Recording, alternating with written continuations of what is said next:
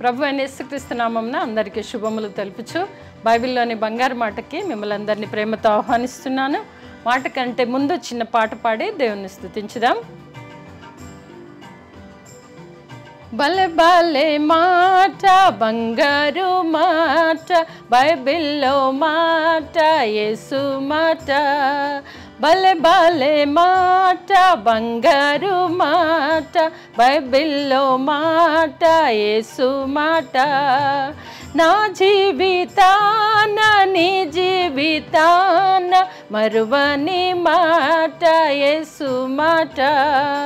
నా జీవితాన నీ జీవితాన మరువని మాట యేసు మాట. భలే భలే మాట బంగారు మాట బైబిల్లో మాట యేసు మాట. దీర్ఘ శాంతము గలవారమై కీడుకు కీడు చేయకను మేలైన దానిని చేపట్టుచు ప్రార్థన జీవితము జీవించుడి. ప్రతి విషయమందు కృతజ్ఞతాస్తుతులు ప్రతి విషయమందు కృతజ్ఞతాస్తుతులు చెల్లించుచునే సాగుడి. భలే భలే మాట బంగారు మాట బైబిల్లో మాట యేసు మాట. భలే భలే మాట బంగారు మాట బైబిల్లో మాట యేసు మాట. దేవునికి మహిమ కలుగును గాక. బైబిల్లోని బంగారు మాట చదువుకుందాం. ఆదికాండము 17వ అధ్యాయము మొదటి 2 వచనాలు చదువుకుందాము. ఆదికాండము 17వ అధ్యాయము మొదటి 2 వచనములు. అబ్రాము 99 ఏండ్ల వాడైనప్పుడు యెహోవా అతనికి ప్రత్యక్షమై, నేను సర్వశక్తిగల దేవుడను, నా సన్నిధిలో నడుచుచు నిందారహితుడవై ఉండుము. నాకును నీకును మధ్య నా నిబంధనను నియమించి నిన్ను అత్యధికముగా అభివృద్ధి పరచెదనని అతనితో చెప్పాను.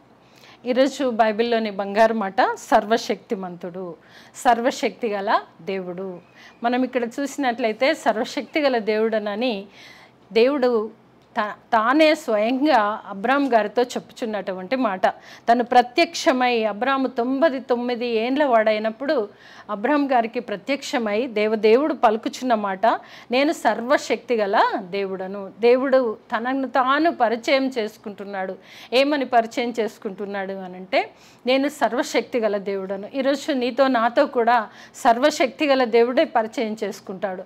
ఎప్పుడైతే మనం ఆయన యందు ఎదురు చూస్తూ ఆయన కొరకు నిరీక్షణ కలిగి ఉంటామో, దేవుడు తానే స్వయంగా అలనాడు అబ్రాహాంతో మాట్లాడిన దేవుడు ఈరోజు నీతో నాతో కూడా మాట్లాడతాడు. అందుకే బైబిల్లోని బంగారు మాట సర్వశక్తి గల దేవుడను అని ప్రత్యక్షమై చెప్పుచున్న మాట ఈరోజు మనతో కూడా చెప్పుచున్నట్లుగా మనం భావించాలి. నా సన్నిధిలో నడుచుచు నిందారహితుడవై ఉండుము.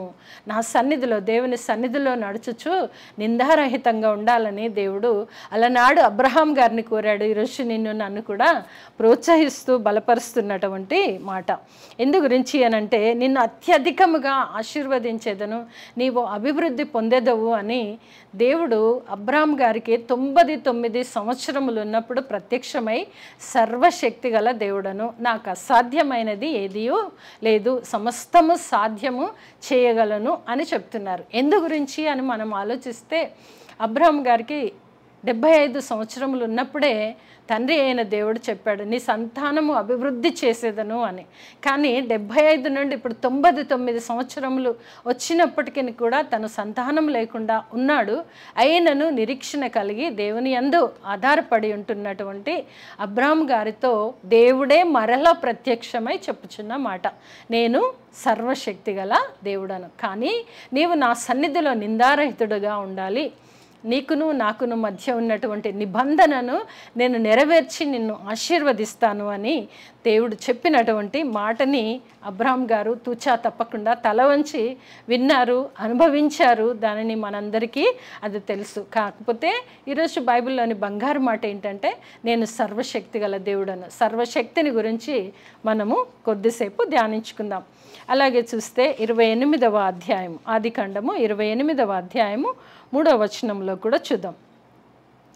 సర్వశక్తి గల దేవుడు నిన్ను ఆశీర్వదించి నీవు అనేక జనములగునట్లు నీకు సంతానాభివృద్ధి కలగజేసి నిన్ను విస్తరింపచేసి నీవు పరవాసివైన దేశమును అనగా దేవుడు అబ్రహామునకు ఇచ్చిన దేశమును నీవు స్వాస్థ్యముగా చేసి కొనున్నట్లు ఆయన నీకు అనగా నీకును నీతో కూడా నీ సంతానమునకును అబ్రహామునకు అనుగ్రహించిన ఆశీర్వాదము దయచేయునుగాక అని అతని దీవించి యాకోబును పంపివేసెను.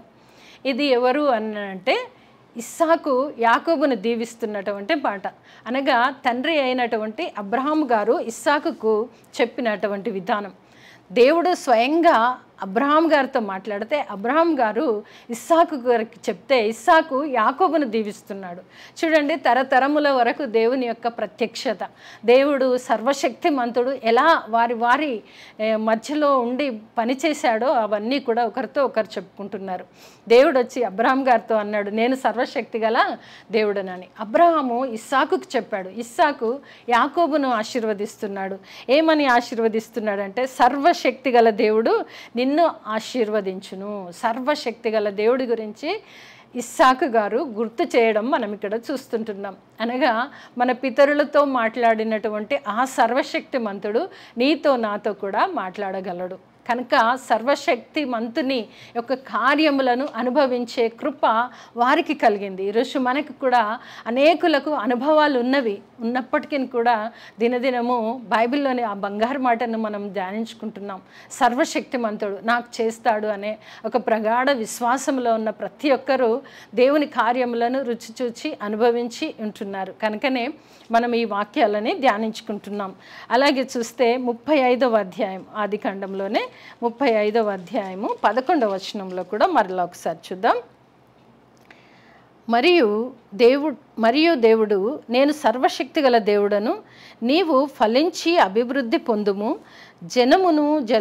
జనముల సమూహమును నీ వలన కలుగును, జనముల సమూహమును నీ వలన కలుగును అని ఇక్కడ యాకోబుకు ప్రత్యక్షమై దేవుడు చెప్తున్నటువంటి మాట. అనగా మనం అబ్రాహాము, ఇస్సాకు, యాకోబుల దేవుడు అని మనం చెప్తాం.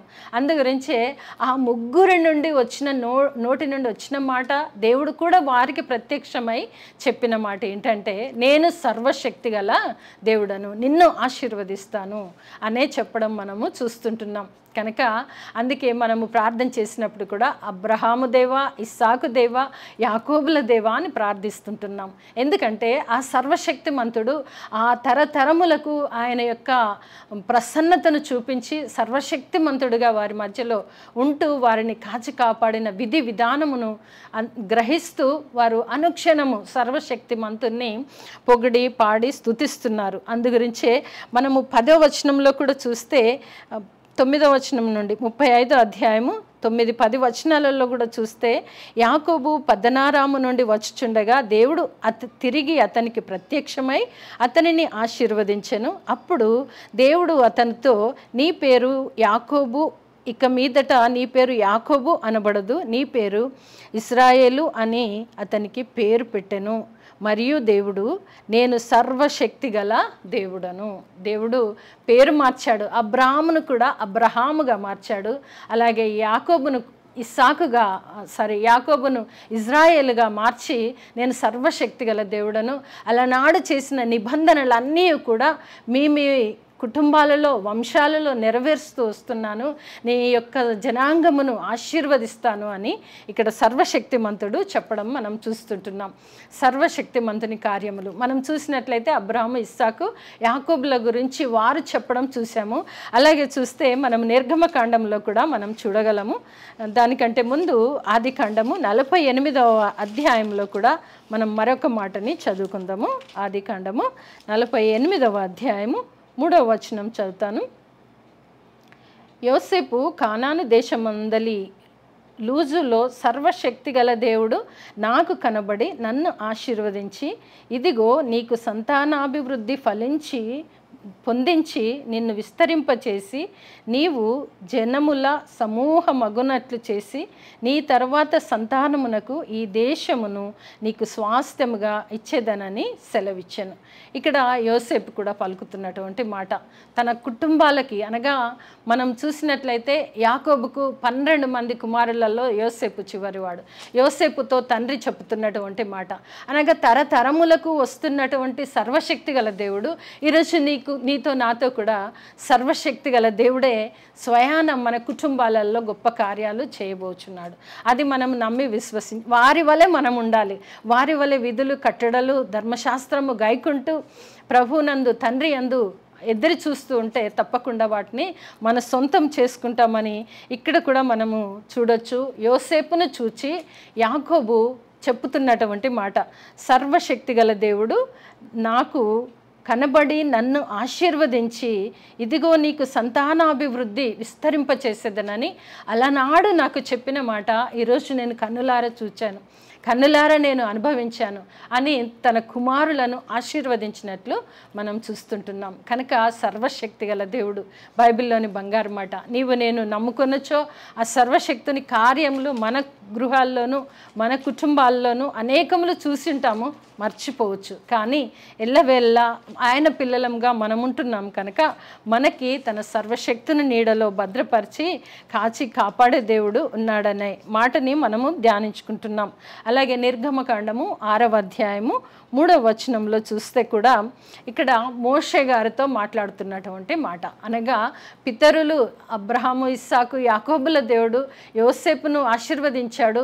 సర్వశక్తి గల దేవుడి గురించి యాకోబు యోసేపుకు చెప్పాడు. ఆ తర్వాత చూస్తే మరిలా ఇక్కడ మనం చూసినట్లయితే మోషేకు ప్రత్యక్షమై దేవుడు చెప్పుకుంటున్నటువంటి మాట ఏంటి అంటే 2వ వచనం, మరియు దేవుడు మోషేతో ఇట్లనెను, నేనే యెహోవాను, నేను సర్వశక్తి గల దేవుడనను పేరున అబ్రాము ఇస్సాకు యాకోబులకు ప్రత్యక్షమైతేని ఈరోజు నీకు కూడా ప్రత్యక్షమవుతున్నాను. అలనాడు మన పితరులకు ప్రత్యక్షమైనటువంటి ఆ దేవదేవుడు మోషేతో చెప్పుచు, సమస్తమును చక్కపరిచే దేవుడని నేనున్నాను, సమస్తమును నాకు సాధ్యము, అసాధ్యమైనది ఏది కూడా లేదు, మనుషులకు అసాధ్యము కానీ దేవదేవుడిగా సర్వశక్తిమంతుడను నాకు సమస్తము సాధ్యము అని చెప్పుచు ఇక్కడ చెప్తున్న మాట ఏంటంటే, నేను సర్వశక్తి గల దేవుడను, యెహోవాను నామమున వారికి తెలియబడలేదు. యెహోవాని పితరులకు తెలియబడలేదు, కానీ సర్వశక్తిమంతుడు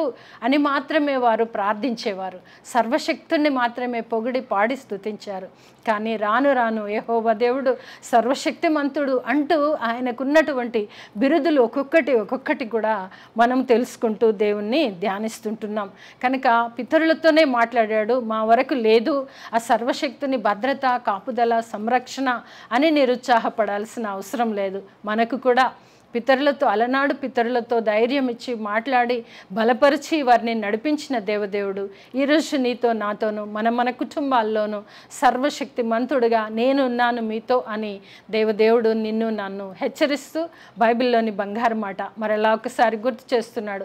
సర్వశక్తి గల దేవుడను, మీ కుటుంబాల్లో సర్వశక్తి గల దేవుడుగా నేను ఉంటానని తన సొత్తైన ప్రజగా నిన్ను నన్ను ఆహ్వానిస్తూ ప్రేమిస్తూ దేవుడు చెప్పుచూ అభయమిస్తున్నమాట సర్వశక్తి గల దేవుడను. కనుక మనం అందరము సర్వశక్తిని మంతుని నీడలో భద్రంగా క్షేమంగా ఉంటూ రక్షింపబడి రక్షణ నీడలో నడుచుకుందుము గాక. ఆమేన్.